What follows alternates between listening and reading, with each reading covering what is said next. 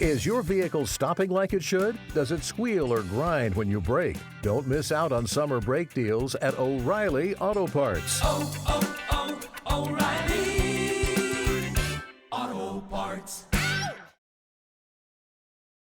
You're listening to the Archaeology Podcast Network. Hello out there in Archaeology Podcast land. This is Dr. Alan Garfinkel. I'm the president and founder of the California Rock Art Foundation. And what we do is we identify, evaluate, manage, and conserve rock art both in Alta California and in Baja California.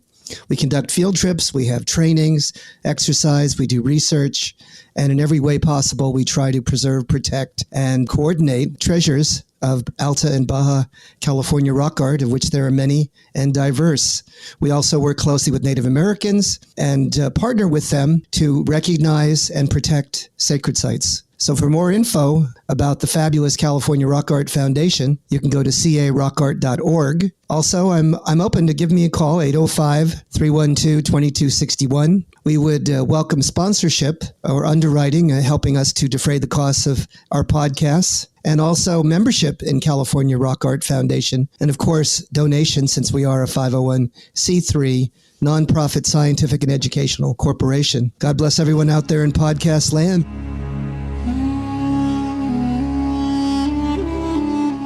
You're listening to the Rock Art Podcast. Join us every week for fascinating tales of rock art, adventure, and archaeology. Find our contact info in the show notes and send us your suggestions.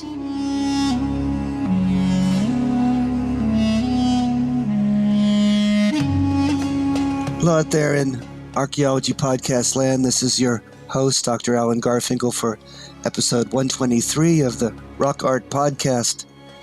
We are blessed and honored to have Paul Goldsmith, an award-winning cinematographer, the gentleman who worked with me on the Talking Stone documentary film and the author of the Talking Stone book. And we're going to talk about his firsthand knowledge of working with shamans, the Achuar in the Amazon, and also his reflections on how to understand or appreciate the way to sort of reflect on rock art. Rather interesting and dynamic interchange. Paul, good to hear from you again and to reconnect. Thanks for having me on, Alan. Yeah, it's really a pleasure. And we connected basically to have you, I think, contribute and talk about an interesting aspect of your personal experiences with the Achuar. Am I correct? Yes, I have two things that I thought might be of interest to your audience. One is about a shaman from a journey, a film I took to the Amazon. And the other is about us, modern Western human beings, and our interface with rock art and why it intrigues us. So there's two separate little stories. And why don't I start with the story about the Amazon? Is that good? Please do. Go right ahead. So I met Alan. Initially, we were put in touch with David Hurst Thomas, who's the curator of Museum of Natural History, and Alan wanted to do a film on rock art. David suggested me, and we started in on this project. And the idea was to make it from multiple perspectives. Instead of it being academics talking and speculating about rock art, we try to go from hear from as many different voices as possible. And one person I went to was a psychoanalyst who had journeyed to the Amazon for the last 15 or 20 years, had been very interested in indigenous people. And I thought she might have something interesting to say about these rock art images, even though she hadn't actually been to the rock art sites. So she's in the film. And then later, when I turned the film into a book, she's in the book, sort of saying essentially her same comments. A couple of years later, she called me up and she said she had a book contract to write about Achuar shaman. Achuar is a tribe in the Amazon. And she'd been visiting them off and on for 15 and 20 years, along with another psychoanalyst based in San Francisco. And they were going down probably for their final visit to finish the book. And did I want to come along and take still photos or, shoot some film? I wasn't sure at first. For one thing, I'm getting a little old and I wasn't sure how to do in the Amazon. But she was 80 years old, and the other fellow was 75. So I thought, well, if they can do it, maybe I can. And also, I wasn't quite sure what psychoanalysts who were very embedded in Freudian theory, how they could really connect to an Aboriginal, essentially a prehistoric tribe, and really have any contact with shaman. But I decided I liked both these people very much, sort of in a sense, despite their training. They were highly trained, highly placed in the hierarchy of psychoanalysis. I really liked who they were. I thought they were very intuitive, curious people. So we went on down, and the trip was basically a journey up the river, a tributary to the Amazon, to visit a couple of shaman. I had had a little experience with a shaman about 50 years earlier, doing a film on Native American art. We filmed a Navajo medicine man, an ancient guy in his late 80s, came riding into a trading post in northern New Mexico and did a sand painting. And the idea was, in the film, was to show that the sand painting looks to us like art, actually looks a lot like a pictograph, but in fact, it's a ceremony for Native Americans. And after they do the ceremony and they say the prayers, then they flick sand over it and essentially destroy what we think of as a painting. So it's quite different from our concept of art. So I had some idea of who a medicine man was in my mind, this sort of sweet, gentle old man. But what I learned in the Amazon was that the shaman in that world, where they are still essentially, the culture is still essentially intact as a prehistoric culture. They might wear short pants. They have a shotgun. There's certain, very clear traces of modern life, but the culture, the things they believe in, haven't really changed. And the world that the Amazon, a shaman inhabits in the Amazon, turns out to be a very violent world, not what I thought of as sort of a peaceful medicine man. The final shaman who we filmed, who was sort of the most powerful, was one of three brothers who had become shaman. One had been killed, assassinated. Another brother had quit very early because it was dangerous. And the fellow we were filming had been almost killed in an assassination. And why is it dangerous? Well, in these little villages, the societies, which I think might not be too different from the communities that you're familiar with rock art, are relatively small, maybe about 100 people, 150. They never turn into real towns. There's two leaders. There's the leader of the community, the tribal chief or whatever, and then there's a shaman. And they are the two centers of power. And the shaman, because he has what we call magical powers, down there he can send out invisible poison arrows, or he can catch poison arrows and keep them from hitting you. He is seen as the source of a lot of what goes right or wrong in their culture. There was a village near the shaman we were filming, 2 villages upriver. A number of people died there. I don't know the name of the disease, but they didn't see it as a disease. They saw it as some sort of disaster. That village went to their shaman and said, what happened? Why are people dying? The shaman took ayahuasca. He had visions. And in his vision, it was the shaman downriver that had caused this. He'd sent invisible poison arrows to these people. So naturally, the community is upset. They laid an ambush for the shaman. And while he was on his canoe going down the river, they shot him. They didn't kill him. He was badly wounded. He fell to the bottom of his canoe. His wife was there. She took over. She got him to safety. And he survived. He was the only shaman, the only house we saw in the Amazon that had any kind of walls. All the other houses were large thatched structures, but they were completely open air, even the other shaman. This fellow had put in walls around his house because he was still concerned about possible attempts at revenge. The point in terms of the rock art and American culture is that the images that we see in the Koso rock art, presumably a large percentage of them were done by shaman. And probably shaman who were living in a somewhat similar culture to the shaman from the Amazon. They were very powerful figures in their community. They were the ones who had the visions.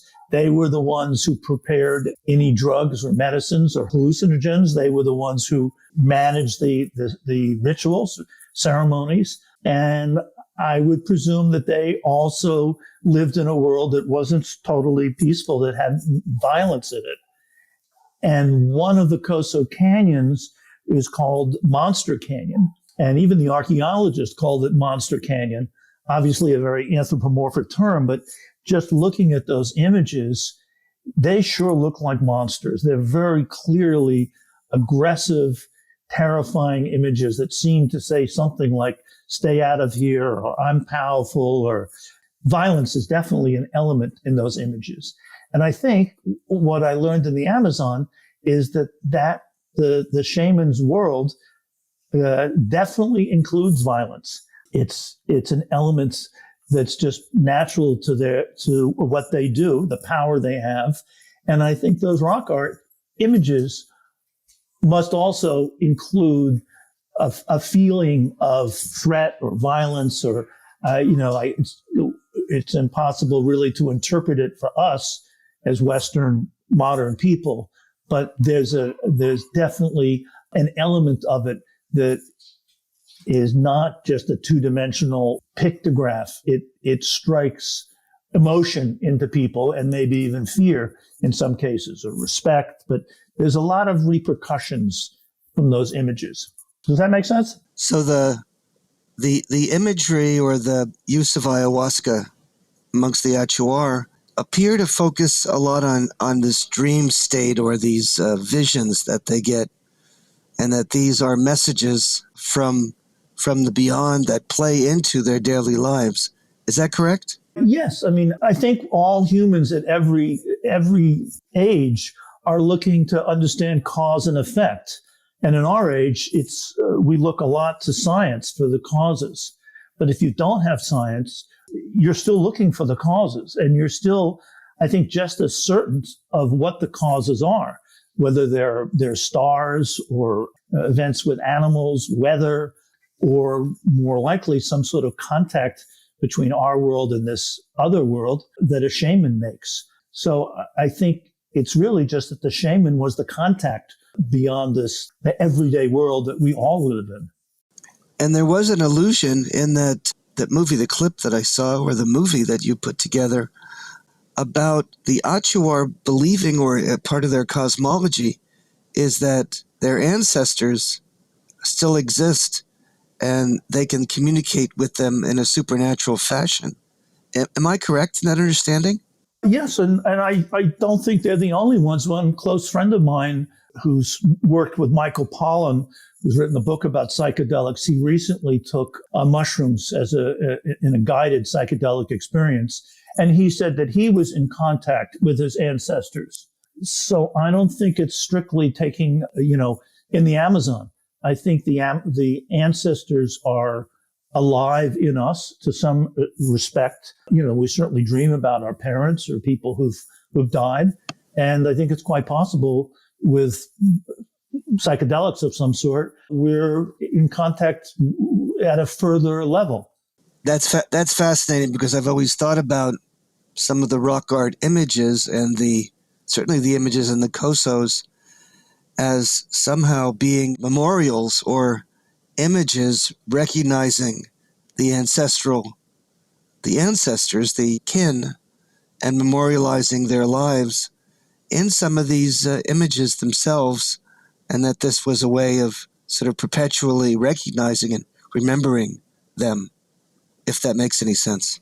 I think it makes a lot of sense. I mean, most of us, probably all of us, have photos of our family members, of parents and grandparents around in our house.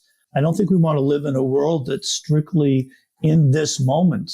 I think we very much want to include the past and our ancestors and even teachers and old friends. We want that history to be alive, and we have a number of ways of doing it. But I think in these cultures, the rock art isn't be a primary way of doing it. What was the main takeaway that you got from being with the Achuar and the shamans that kind of may connect you to some of the experiences you had making our film? Was there any sort of epiphanies that you had? Well, the surprise for me was the violence that the shaman lived in. There were a number of, when the shaman talked about who his teacher was, at a certain point he would then go, well, and he was killed. So I had never thought of violence and danger in connection to the rock art images. I imagine ceremonies, and we can speculate, are they hoping for a good hunting, or are they thanking for having had a good hunt, or, are they making an image of a shaman who's just done a ceremony? But I didn't think of them having these sort of repercussions. And if it is such a violent world, then a lot of those images are echoing violence. In other words, the shaman, if there's an image of a shaman pecked in that rock art, and some of them, the anthropomorphic figures, those figures may be memorializing someone who's killed someone, or maybe who was killed himself, or was almost killed. This is a person whose one foot is in another world, an underground world or a spiritual world, but who also is in a very violent world in our culture. And I never thought of the images having emotionality to them like that, or danger or fear. Or that makes a lot of sense to me. Okay, well let's stop there, and we'll pick it up on the next segment. See you in the flip-flop, gang. At your job, do you ever have to deal with a nose roller? How about a snub pulley? Well, if you're installing a new conveyor belt system, dealing with the different components can sound like you're speaking a foreign language. Luckily, you've got a team ready to help. Grainger's technical product specialists are fluent in maintenance, repair, and operations. So whenever you want to talk shop, just reach out. Call, click Grainger.com, or just stop by. Grainger, for the ones who get it done. Save on O'Reilly Brake Parts Cleaner. Get 2 cans of O'Reilly Brake Parts Cleaner for just $8. Valid in-store only at O'Reilly Auto Parts. O'Reilly Auto Parts. Well, welcome back to episode 123 of your Rock Art Podcast. We are blessed and honored to be speaking with Paul Goldsmith, very noted and rather illustrious cinematographer who we've worked with over the years. And he's with us to talk about shamanism, but also about a bit of a unique perspective and some insights regarding the rock art studies that we did together. Paul, why don't you take it from here? Okay, thank you, Alan. Having done the film with Alan, Talking Stone, Rock Art of the Cosos, I took still photos while I was filming. I sort of shot them from the hip. But, it was so hard to get access to these places. I thought I should do something. And then I looked at these photos and I thought, well, this is pretty interesting. I should do something so people can see them if they don't see the film, which was shown a few times on public television in Southern California. And there's some websites you can get it. But, film is different. I thought maybe this could be a book. So I wrote some more text. I included what I learned in the film, and the University of Utah Press published a book. So between the film and the book, I naturally showed this to all of my friends and talked about rock art and my interest in Aboriginal culture and the culture beyond ours, which is so layered with the technical layers of technology that we live in, which separate us from nature. And I was gradually realized that almost everyone was interested in the rock art. They weren't too interested in some of the other things that I was interested in: arrowheads, shaft straighteners, various artifacts from the culture. That was just rocks to them. But they all seemed to be interested in the petroglyphs. Every person, and male, female, people who didn't have any particular interest in archaeology. And I was somewhat puzzled by this. And at the same time, shortly after this, I was doing a film on consciousness in England. Francis Crick first convention on consciousness, and a bunch of neurobiologists there and neuroscientists. And I learned in the filming about how the architecture of our brain is so much how the function of how we think and how we behave. So with that in mind, I thought maybe this rock art piques people's interest because there's something in our mind that it lights up, some neurons fire. I'd also read a book about the history of words and alphabet. And clearly the earliest writing is sort of hieroglyphics and cuneiform. But before the writing, we humans must have been very involved with reading things that weren't written, but were visually in front of us. I'm sure for 100,000 years, we could follow animals' hoof prints and follow trails. And I think any experienced tracker can tell you what kind of animal, sex of the animal, is it running? Is it hunting? Anybody who's involved with fishing can read the surfaces of the water. People can read, the weather some. So I'm thinking that for tens of thousands of years, we were sort of reading, but we weren't reading from print or books. But our brain was developing the skill to read, to take visual imagery and make sense of it. So that when we gradually shifted into things like hieroglyphics and cuneiform, and then ultimately the alphabet, our brain was ready to take this on. Just as if you look at any child, a very young child, you can see how they're just absolutely ready to learn language. It's hardwired in the brain. You just have to give them the language that they're there to learn. You speak Chinese, they learn Chinese. You speak English, they learn English. They're ready to go. So I was thinking, our brains must have been ready for this visual communication. And this rock art looks a lot like some form of visual communication. And I think the reason why pretty much everyone I know got interested in it is something in their brain fired when they looked at it, and some early level that is still there, and they were energized to interpret it or to make a story out of it or to respond to it some way. And I thought that was an interesting aspect about rock art, because we mostly are talking about the people who made it and what they were thinking and how to interpret it, but we don't look at us and why we are interested in it. And that's my take on why I think we're interested in it. What do you think? Well, I think you're onto something, Paul, in a big way, because one of the things I've learned, I connected with a gentleman from Mesoamerica, from Mexico City, an East Indian scholar, a Fulbright scholar. His name is Tirthamuka Habadai, and he's specialized in aesthetics and neurophysiology, neuropsychology. There's a thing called neurotheology as well. And we spent 4 years writing a book on some of these aspects. And one of the elements that is the strongest and perhaps somewhat revolutionary or somewhat controversial is that these images continue to this day to emote. In other words, when a person sees them, there's some sort of physiological or neuropsychological tether that occurs, and they begin processing the image, and they feel things. They get emotions. It could be excitement, it could be terror, it could be joy, it could be some sort of transcendence, but they begin to either understand or almost understand or feel. There's some sort of communication and feeling, almost an agency coming from the images themselves and speaking to them in a very unusual way.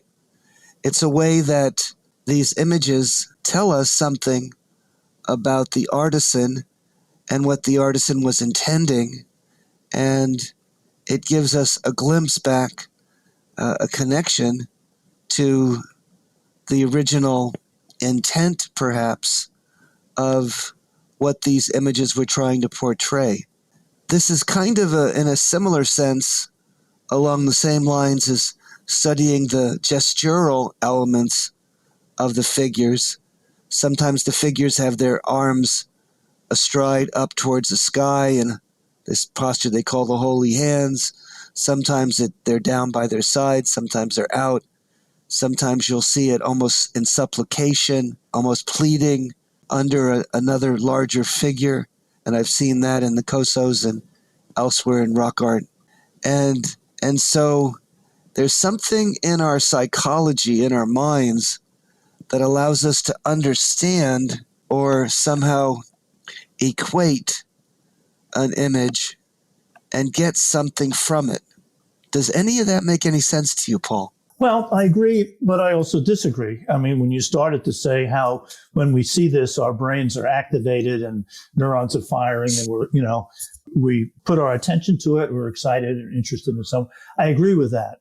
You then went on to say that there's something in the images that bring that out. And I disagree with that. I mean, I think the images are, as the painter says in our film, the language of abstract art. They're some of the most basic images that you can come up with. Yeah. But I don't think that the emotionality is coming from the images. After all, people often look at them and go, "Oh, these are aliens. It's clearly an alien. Look, this person has 3 eyes or 3 heads," and they were not telling us they're aliens. They didn't have that in mind at all. That's us. I think that so much of the interpretation is from modern Western human beings who can't begin to imagine a world that has no science but is based around enormous number of taboos and spiritual connections that are extremely strong but unimaginable to us. So I don't give the images quite the credit for connecting to us. I just think the simplicity of them. After all, a lot of those images are geometric. It's it's hard to see that they are supplicating. They're in prayer. They're in this or that. But we connect to them. We look at them. But again, what I see is when you have an anthropomorph, some sort of an animal human figure or a human figure, and it has a certain set of gestures to it. What they found scientifically, they've done studies with artists and actors and actresses where they replicate those postures that are either in three-dimensional, antique 30, 40, 50,000-year-old, portable sculptures, or that appear on rock art itself. The particular actors or actresses are then asked to tell us what they feel, what they see, what they sense from sort of, conducting those particular postures. And they get a sense from those postures of whether this is sorrow, whether it's elation, whether it's some sort of a fear or an openness or some sort of there's different ways to call it. You call it supplication, prayer. You can call it transcendence. You can call it what you want. But I think there is that particular sense embedded in the gestures that are represented. That's my point on that one. But you're right. Much of this is very abstract, very difficult to understand, and would be nearly impossible for a Western industrial thought or some sort of a Cartesian, mind to wrap their minds around and get anything from it. So maybe it comes from the confusion or the frustration or the sort of the ability of trying to deconstruct what is being potentially elicited and communicated in these symbols. And as you were saying, that it fires certain elements of our neurology. And so we get this overwhelming message to try to decode or deconstruct what these images are trying to tell us. What about that? Well, I agree. We get the message to try to decode it. I agree that they're communicating, but they're not communicating with us. they're communicating with that shaman in the Amazon. And when actors perform those gestures, I believe they do connect to certain emotions, but they're modern Western human beings who have their culture has taught them that this gesture means this and this gesture means that. And I think there's a certain amount animals bare their teeth. I think that's a pretty clear vision of a threat. But I think a lot of these images are well beyond that. It's a much more developed culture. And I was talking to Peter Nabokov, who's written some books on Native American culture. And I was saying how, imagine that a tribe comes to this cave and does some sort of ceremony that lasts for days, and there's dances and there's songs, there's stories told. Maybe there's even sacrifice.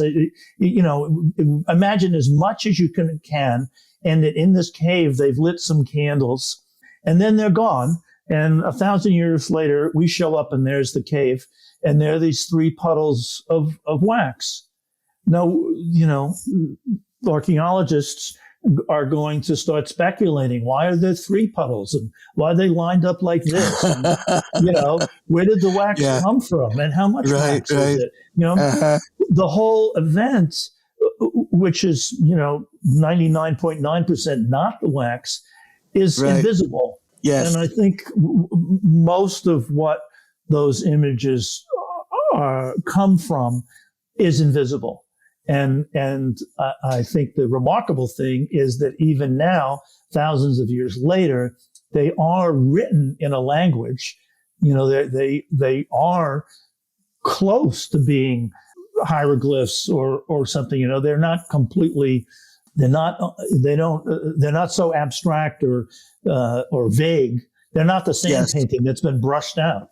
We can't read that sand painting. It's gone. These images are still there, and we do connect to them. I think the more specific we get on our interpretation, I think the further away we get from what was really going on. Well, I think yes and no, because I think in certain instances, and we have these available to us, that the symbols themselves are shared ethnographically, or the information about the sacred narrative is told to us about certain panels or certain pictures. And if we use those as a bit of a template, they may be some insights, glimpses of what we're talking about. The one I'm thinking about specifically is there's a very large painting in the Kauai Sioux country, and it's on a boulder. It's on a isolated pillar of limestone. The boulder is broken in 2, and water comes out of it. It's an echophonic site, so if you talk into the rock, it comes, and it's sort of in an amphitheater kind of effect. And on that rock is a large 4-foot image of a being, and also there's snakes on both sides of it. Well, we know from the native people, they've told us what that particular image means. It's a particular animal master being. That master lives in the underworld, and that's the corridor, the portal to this underworld, and that animal master or mistress is responsible for the transmogrification, the resurrection of the spirit animals, bringing them back. So in any event, and that's rare that we get those glimpses of what they're telling us. And I think we'll stop it right there on this for that segment. See you in the flip-flop, gang. At your job, do you ever have to deal with a nose roller? How about a snub pulley? Well, if you're installing a new conveyor belt system, dealing with the different components can sound like you're speaking a foreign language. Luckily, you've got a team ready to help. Grainger's technical product specialists are fluent in maintenance, repair, and operations. So whenever you want to talk shop, just reach out. Call, click Grainger.com, or just stop by. Grainger, for the ones who get it done. Save on O'Reilly Brake Parts Cleaner. Get 2 cans of O'Reilly Brake Parts Cleaner for just $8. Valid in-store only at O'Reilly Auto Parts. Oh, oh, oh, O'Reilly Auto Parts. Welcome back. This is the third and final segment of the Rock Art Podcast, episode 123 with Paul Goldsmith. And in the second segment, we were talking about some of the reflections I had about some of our understanding of rock art. Paul seemed to wanted to respond. So, Paul, give it a go. Well, Alan had just given us an example of rock art that we can interpret accurately, a Kawayasu site where there's a creation story of the Kawayasu. And the elders have said that's what it is. And I believe that's probably true. If they say so, I'm sure that's it. My point is, first of all, that's a relatively rare situation where there's anybody alive today who can say, oh, yes, we know in our culture that represents this and that and so on. The Native Americans I talked to in the film and in the book didn't begin to do that. But what I would say, Alan, is you have been able to give this a title, the Kawayasu birth story with the snakes and so on. But how sparse that is compared to what it must mean to them. For instance, I could show you a swastika, which is a common image in Native American culture and in Indian cultures. Seems like a pretty basic, almost abstract image that could be 4 directions, 4 winds, could be up and down. But you show that to an old Jew, and there's a lifetime's worth of agony and anger and emotions I can't begin to. You could write a book on what that is saying to him, or a cross, another X, basically a very simple straight line with a shorter horizontal line. We can say, oh, it's a cross, and then we could go a little further and say, oh, it represents the cross that Jesus was crucified on. But that's pretty sparse. There are people who were willing to die for that cross. There's probably been hundreds of thousands of people who have died with that cross clasped in their hands. The story of Jesus, the crucifixion, what it means to people, what the churches they went to as a child, what their parents said, the priests. I mean, the density of it. Again, you could write a book. So being able to even define something, which I think is really rare in rock art, still doesn't begin to go to penetrate the world what that means to the people who live in that world. If you knew nothing about Christianity, the cross wouldn't mean much. Right. No, and Paul, you're exactly right. We can't possibly appreciate nor really recognize or sort of somehow perhaps intuit what the cosmological realm was, or what this theological veneer is for Native people in any way possible, because it is so foreign to most minds in the modern world. It's certainly so foreign and so difficult and so different than anything that we would appreciate or understand, that it begins to pale by comparison. And you're exactly right. Well, I'll just end with what I asked one of these shaman, because they were now in their 70s. I think they're the last generation who actually will be shaman embedded in their culture with all their power. I think they may still be around, but they won't be what they were. And I asked him once, when did he first meet a white man? And he said, oh, he was a young man. I think he was 17 or 18. And I said, well, what happened? He said, well, we knew that if you saw a white man, you should try to kill him. So I'm saying that just to give you an idea of how distant their culture is from ours. Absolutely. And I'm sure that's accurate. Well, I guess that's all we're going to have time for right now. And I hope our listeners got a glimpse of some of the deep and abiding understanding and reflections from Paul and Alan. It's been an interesting and dynamic interchange. Thanks, Alan. See you in the flip-flop, gang.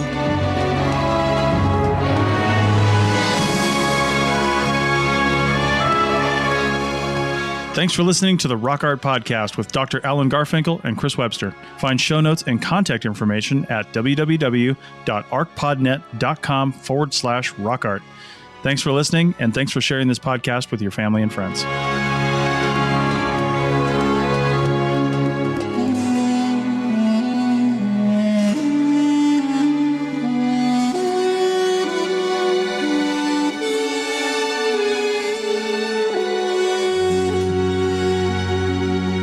This episode was produced by Chris Webster from his RV traveling the United States, Tristan Boyle in Scotland, DigTech LLC, Cultural Media, and the Archaeology Podcast Network, and was edited by Rachel Roden. This has been a presentation of the Archaeology Podcast Network. Visit us on the web for show notes and other podcasts at www.archpodnet.com. Contact us at chris@archaeologypodcastnetwork.com.